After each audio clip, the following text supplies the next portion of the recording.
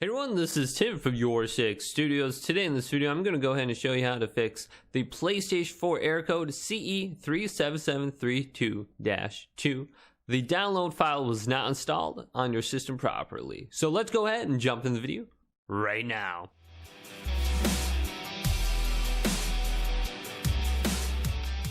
Now, when you're downloading a game and you get this error, it's likely that the data has been corrupted during the download process. So what you want to go ahead and do on the home screen of your PlayStation 4, go to notifications and select this, and then press options, and then go to downloads. Now, here's the game I'm downloading right here. I'm going to go ahead and press X on it, and then I'm going to go ahead and cancel and delete the download. Now, once the game is deleted from the download section, let's press options and go back to the home screen here, and then go all the way to the right to library and select this. Now, let's go ahead and locate the game under here. You can go down to purchased and then press triangle and go to purchase date. And you'll be able to see things that have been purchased recently. So here is Remnant from the Ashes. Now I'm going to go ahead and just re-download it from this list. So I'm going to select the game and then go to download once again. And I'm going to go ahead and try downloading it a second time and see if this fixes the issue.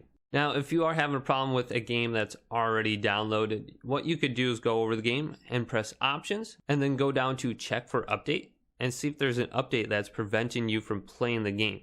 Now, if this problem persists, you'll want to go ahead and rebuild the database on your PlayStation 4 hard drive. Now, this is actually very, very easy to do. Now, let's go ahead and go over to my PlayStation 4 and put it into safe mode. Okay, so let's go ahead and press the PlayStation button on our controller now, and then go down to Restore Database, which will be option number 5, and press X on this. And the database will be rebuilt. It may take a few hours, which usually only takes me 5 to 10 minutes. So don't worry about that. Press OK. And it's going to go ahead and rebuild the database on your PlayStation 4. So it's going to restart and then launch up and give you like an estimated amount of time. So this process will not hurt your PlayStation 4, and it's probably actually pretty good for it to go ahead and do this every once in a while. Now, if you still have problems after doing this, you can initialize your PlayStation 4 and reset it to the factory settings.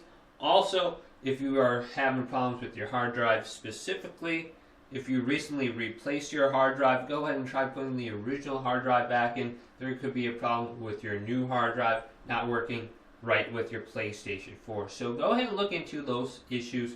And if this video did indeed help you out, go ahead and leave a big thumbs up. And subscribe to my channel down below for more tech out videos coming up next on YourSixStudios.